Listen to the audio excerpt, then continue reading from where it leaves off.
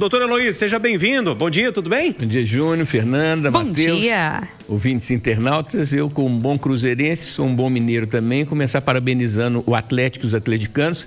Eu sei encarar um Maracanã com mais de 60 mil pessoas, não é mole. Então, parabenizar aí que teve bom. O nosso operador está numa felicidade danada. Você ouviu antes de começar, né? Lógico, o peixe é chegado no galo, né, peixe?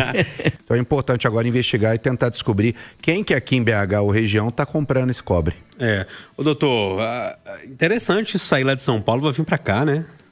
Então, Júnior, o que nos deixa muito, vamos dizer assim, infelizes é que na relação lucro e prejuízo, quem rouba, quem recepta e quem vende esses fios de cobre tem um lucro muito menor do que o prejuízo que causa para a sociedade, do que o prejuízo que causa para as pessoas, né? A gente tem visto isso aí, vira e mexe, tem sinais importantíssimos, né? Fundamentais para o trânsito fluir e de repente tudo apagado porque roubaram. Na Serra isso tem acontecido com uma frequência, ali subindo para a Praça do Papa, que por sinal continua um buraco puro, viu, Fernanda? Nossa Senhora, que coisa impressionante. Tudo parece que é moradia de tatu. É buraco para lá, buraco para cá e diz que não vai ficar pronta tão cedo. Mas em uma semana, 3 vezes esses cabos foram roubados, né? Foram cortados e roubados perto da MR, prejudicando inclusive o atendimento. A MR é a Associação Mineira de Reabilitação, onde tem uma série de especialidades médicas, principalmente ortopédicas lá. Então, lamentável é que o que se lucra com isso é infinitamente menos do que o prejuízo que se causa. Ô doutor, 7 pauladas, não pode dizer que não quer matar, né? Porque você dá uma paulada só, não, pô, ali eu me defendi e tal. Agora 7... O que a gente pode pensar, João, que justificaria isso, é fato, é que quando a pessoa está num ataque de raiva, de fúria e está envolvido em agressões físicas, essa pessoa entra num estado alterado de consciência e os seus instintos, a sua parte animal vem à tona. Então, realmente, a raiva, ela traz um nível de perda de autocomando significativo, mas isso não vai justificar. Eu perdi a cabeça, matei, agora, né, quero ficar livre. A gente fica condoído, fica realmente assim, muito triste, né? O termo melhor que tem isso, porque não tem o que fazer que não a tristeza, das coisas acontecerem dentro do lar, né? Dentro da família, num ambiente que deveria ser um ambiente de acolhimento, um ambiente fraterno, um ambiente, inclusive, de restauração da paz interna, e você tem tido tanto caso, tantas mortes, pai com filho, filho com pai, e padrasto, né? Então, assim, a sociedade tem vivido um grau de agressividade e nós que hoje, Júnior, somos, assim, bombardeados pelas notícias, pelos fatos em tempo real. Quer dizer, a coisa acaba de acontecer, você já fica sabendo. Antigamente, demorava, né? Então, aquilo ali tinha um delay, tinha um espaço, né? Agora não, é a todo momento a gente sabendo de situações que são situações que mostram que as pessoas estão vivendo um clima de guerra, um clima de agressividade, que a gente realmente, né, fica muito chateado com isso, porque a ideia é de que 2000 anos depois do Cristo, depois da ideia do Cristo, né, e eu sempre falo para os ouvintes, os internautas que acompanham Itatiaia, que os 10 mandamentos são mandamentos de humanização. E a gente explica que a humanização é sinônimo de desanimalização, ou seja, de domínio, de controle, de adestramento dos nossos instintos, que são impulsos que a gente nasce com eles automaticamente. Se não houver esse adestramento, se não houver esse treinamento, a gente realmente vai ter essa tendência de um egoísmo extremo, onde a pessoa só pensa em si, nos seus interesses, nas suas vontades, né? E que vida é essa em sociedade que você só pensa em si mesmo? É uma vida do tempo das cavernas, né? Sempre houve muita violência na história da humanidade, desde sempre. Mas aí, não é porque sempre houve que a gente tem que achar bonito e continuar achando isso legal, né? E aí tem uma coisa, Fernanda, que tanto avanço técnico, tanto avanço em tecnologia, tanto avanço nas ciências, né? E no relacionamento não, né? No relacionamento você vê que os relacionamentos estão ficando cada vez mais tensos, cada vez mais disputados, né? E nesse movimento, que é o movimento, então, do revide, né? Cria-se um ambiente propício a essa questão da violência como um pano de fundo para tudo. Está tudo à beira de estamos à beira de um ataque de nervos, estamos à beira de um ataque de fúria, né? No trânsito a gente tem visto isso de uma maneira muito preocupante, né? Então você tem que ficar pisando em cascas de ovos sem ovo dentro, não é nem pisando em ovos, não. Você tem que ter maior cuidado, porque você não sabe o grau de infelicidade que aquela pessoa que está dirigindo um outro carro, ou outra moto, ou outro ônibus, ou outro caminhão está. Então você tem que ficar amedrontado com razão, mas não é um medo paranoico, não, é um medo de cuidado, é um medo de preparo para evitar situações onde que você, muitas vezes, sem ter nada a ver com a história, sem ter nada a ver com a confusão, ela vem para cima de você, né? Então, continuo achando que esse fato da tecnologia avançar tanto, do ser humano estar indo tão longe, né? Quem dera que a inteligência artificial possa ser importada pelos humanos para ficarem mais inteligentes e menos artificiais. Doutor, o senhor disse que a gente está perdendo um pouco da capacidade de ser humano, voltando a ser animal. Acho que foi basicamente isso que o senhor disse na sua participação anterior. Deixando a parte animal prevalecer, né, gente? Pois e o Matheus já joga isso como a inteligência artificial sendo um desses fatores. O senhor acredita nisso também? A gente está indo longe demais com essas tecnologias? Veja bem, Júnior, toda faca tem dois legumes, né? Como toda moeda tem os dois lados, né? A primeira vez que eu ouvi falar em inteligência artificial, veio na minha cabeça imediatamente, assim, foi automático, né? Um livro que foi escrito em 1918 e depois virou filme em 1935, que é o Frankenstein, onde o que prevalece em termos de advertência é a criatura que se volta contra o Criador, né? Eu faço parte, como aprendizado, porque eu não sou fera na área, do grupo, que é um conselho que tem na Associação Comercial, o Conselho de Inteligência Artificial. E tem pessoas, Júnior, que trabalham nessa área há muitos anos, são pessoas especialistas em cibersegurança, nessa questão de contra fraudes bancárias, fraudes de internet. Então, tem muita gente que já trabalha em cima disso. E cada raciocínio que eu vou vendo eles fazendo, né, os palestrantes, né, eu fico impressionado. Primeiro porque, quando você bola um mecanismo, uma ferramenta para evitar fraude, os estelionatários inventam duas para escapar da ferramenta de defesa, da ferramenta de proteção. E a inteligência artificial, eu acredito que ela vai evoluir muito, né?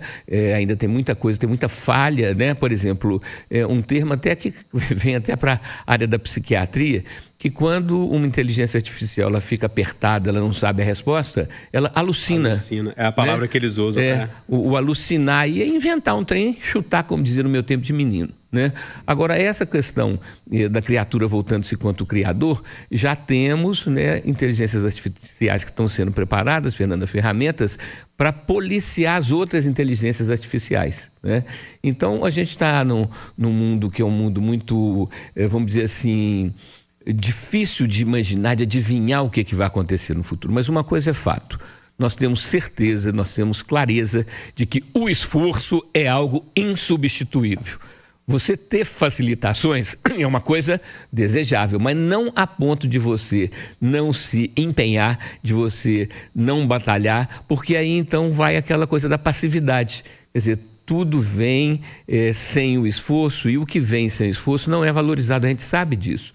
Tanto é que os estudos mostram que a maior parte das pessoas, ou grande parte, não vou dizer a maior, das pessoas que ganham na loteria, um tempo depois, né? Você lembra, a primeira loteria que a gente teve mais famosa assim foi a Loteca, né? Os jogos baseados em resultados de jogo. E teve o Dudu da Loteca, na época ganhou um dinheiro tipo 14 milhões, sei lá, um volume de dinheiro significativo. E 5 anos depois ele não tinha mais nada, né? Porque torra, né? Você não dá valor. O que vem fácil vai fácil, né? O que vem de graça é a tendência da gente desprezar, né? Então a mente humana ela tem uma série de mistérios, mas tem algumas coisas que são certezas absolutas juntos. O esforço, a batalha, a peleja, a dedicação é fundamental. E a inteligência artificial, feito eu falei, se ela trouxer para nós um processo de mais respeito, de mais fraternidade, de mais confiança, isso vai ser uma maravilha. Agora, para as coisas concretas, ela tem ido muito bem. Por exemplo, o pessoal da área do direito, né, quando vai consultar uma jurisprudência, né, aquelas coisas que já foram decididas, é rapidinho mesmo, né, e está indo muito bem nesse caso. Mas nós temos que estar com o pé atrás justamente para não ter um risco de ter uma pane, feito aconteceu na Europa recentemente, ficou-se sem internet, nenhum avião saiu do aeroporto, nenhum avião pousou, nenhum trem saiu. Por quê? Você fica totalmente dependente. Se der um apagão, aí o que a gente vai virar, né? Essa é a preocupação. E aí ele falou, olha, o que me faz continuar é isso, chegar e trabalhar todos os dias. O cabeleireiro acredita que é essencial não ficar parado e por isso ele fala, saiam, façam alguma coisa. É o que ele aconselha para quem quer viver por muito tempo. Ô doutor, o segredo da longevidade é trabalhar? Ocupar a mente. Ah, tá. Né? E o trabalho... Que alívio. Não, eu já estava preocupado aqui. Vou ter que trabalhar até morrer? Não quero não. Mas a ocupação da mente, do espaço vazio, né? O ditado antigo dizia que numa cabeça vazia o diabo instala uma oficina. Meu ditado modernizado, gente, é de que numa cabeça vazia o diabo instala 2 oficinas, uma de cada lado, e põe as 2 para competir na produção de minhoca. Então, ficar de bobeira, gente, ficar à toa, o lazer... O descanso só tem sentido quando você cansou, não é? Sim. Quer dizer, um desempregado vai tirar férias? Não faz sentido. Quer dizer, a questão de ver no trabalho uma coisa ruim, uma coisa, ai, que bom que não tem que trabalhar. Quer dizer, quando a pessoa passa o dia pensando na noite, que é a hora que ele não vai fazer nada. Passa a semana pensando no fim de semana, que é quando ele não vai fazer nada, ou quando vai fazer muito o que ele gosta. Quando passa o ano pensando nas férias e a vida pensando na aposentadoria, é como você adiasse a possibilidade de desfrutar da vida a cada momento, deixando sempre para depois, deixando sempre para a hora que você não tiver obrigações. Então, o ser humano ele tem um problema. Qual que é, basicamente, Júnior? Que a gente vive em função das obrigações e das curtições. A gente não pensa nas evoluções, no desenvolvimento. Então, quando a gente está passando aperto, aí é que a gente vê que a gente podia estar mais evoluído, mais maduro, mais sábio, mais estruturado. Mas na hora que você está passando aperto, o que você quer, né, Matheus? É sair do aperto. Né? Então, se tem uma pessoa afogando, você não vai dar o telefone de uma escola de natação, você tem que chamar um salva-vidas, né? Então, a gente precisa de colocar essa questão da evolução pessoal como um costume, como uma prática cotidiana, gente. Esforçar-se não quer dizer desgastar-se, quer dizer ocupar-se e aumentar sua autoconfiança, aumentar sua autoestima, porque se você depende, Júnior, do elogio dos outros, se você depende da fama e do sucesso para se sentir bem com você mesmo, você tem um risco enorme de ser um sujeito infeliz, um sujeito insatisfeito, né? Então, essa ocupação com o trabalho, com uma coisa, ocupar a mente com, a gente falava antigamente, com coisa que presta. Né? Não é só ocupar a mente, né? Mas sim dar sentido para a vida. Guimarães Rosa tem uma frase muito boa que ele fala assim, a vida, vírgula, só é possível, vírgula, reinventada. Reinventar a vida quer dizer o quê? Sair desse esquema básico só de comer e defecar, beber água, urinar e trabalhar e pagar a conta e passar a vida esperando para ser feliz numa hora que não é a hora que você está vivendo. Quando eu for tal coisa, eu vou ser feliz. Quando eu ganhar mais, é isso, né, doutor? Exatamente. Tem gente que fica esperando esse momento para fazer as coisas. Você tem que contar com o futuro, você tem que investir no futuro, você tem que ter esse desejo do que é o lazer, do que é momentos lúdicos na sua vida, sem dúvida nenhuma. Mas não ver o trabalho, não ver a ocupação como sendo uma encheção, como sendo uma amolação, como sendo um desgaste, como sendo uma coisa que você só faz porque é obrigado. Então a gente tem que projetar no trabalho esse bem-estar de você, olha, graças a Deus que eu estou com saúde, graças a Deus que eu estou com minha mente boa e graças a Deus que eu tenho uma ocupação para não ficar divagando, para não ficar nas minhocas. O físico, né? A genética, a atividade física ali são fundamentais. Eu acho que o Vincent, ele tem provavelmente mais a contar do que só sobre trabalho. Uma coisa, um estudo que foi feito na Itália, na ilha chamada Sardenha, que é o lugar na Itália onde mais tem pessoas centenárias, pessoas que vivem mais de 100 anos. E aí, fazendo o estudo, e é lógico que não existe nada de causa única, são causas múltiplas, tem causas mais importantes, outras menos importantes, mas causa única não existe.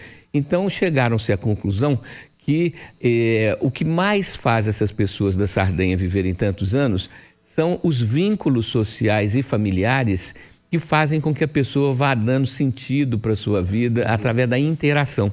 Porque o ensimesmamento, o fechamento dentro de si mesmo, a solidão, né? Por isso até que se fala que a solitude, ou seja, estar sozinho por escolha, né? Mas não tanto tempo a ponto de você perder as conexões com o entorno. Porque o ser humano é um animal de bando, é um animal gregário. E sabe por quê, Júnior? Porque o nosso filhote demora muito para ficar pronto.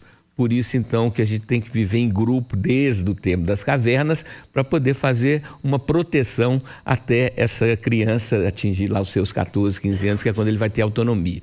Então, realmente, os relacionamentos são importantes, a gente falou isso aqui outro dia, né? O telefone, as videochamadas são muito importantes, quer dizer, você não pode se deslocar, você não vai ficar por conta de ir e vir o tempo todo, mas liga para as pessoas que você gosta, amigos, parentes, pessoas que você não vê há mais tempo, né? Mantenha essa chama viva, essa chama acesa, porque é essa chama que vai estar fazendo com que você não só viva mais, mas melhor também. Mas a questão do preço, que é o que realmente importa para o taxista, para o motorista de aplicativo que está ouvindo a gente agora, esquece. Não vai ter redução por causa disso. Júlio, mas eu penso que é de grão em grão que se enche um saco de feijão de 60 quilos. Então, o que parece pouco, ao longo do tempo, né, num corte mais longitudinal, faz diferença, né?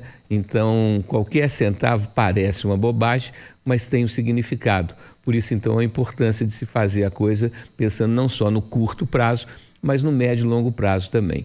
Agora, aqui a política de combustíveis é uma política que poderia ser bem mais sábia, sabe, Júlio? Porque o etanol, a capacidade dele de poluição é muito menor do que da gasolina, do que do diesel, né? Então, é possível você fazer a redução de danos, né? Imaginando, então, que entre o real e o ideal tem o possível. E o possível deve ser o mais perto possível do ideal, obviamente. Então, os combustíveis que vêm a partir de vegetais, né? A mamona, por exemplo, é uma planta que produz, né, óleos de alta potência, inclusive usados em avião, né? Então, a gente está falando do avanço da tecnologia, nós precisamos de pensar também no avanço da tecnologia que se torne benefício para a saúde, para a humanidade, para a qualidade de vida das pessoas, né? E isso daí, a gente, voltando à inteligência artificial, a gente vai ter um grande avanço nisso. Agora, a destinação do plástico, gente, isso é fundamental, né? Todos nós, querendo ou não, estamos sendo acumuladores de plástico. Então, fazer a destinação, você fazer a coleta seletiva de lixo, né? Já tivemos em momentos onde isso era feito de uma maneira bem mais intensa, né? Então, estimular as pessoas a ter o lixo que é o orgânico, que é resto de comida, são coisas que estragam, que dão o chorume, que dão o cheiro, né?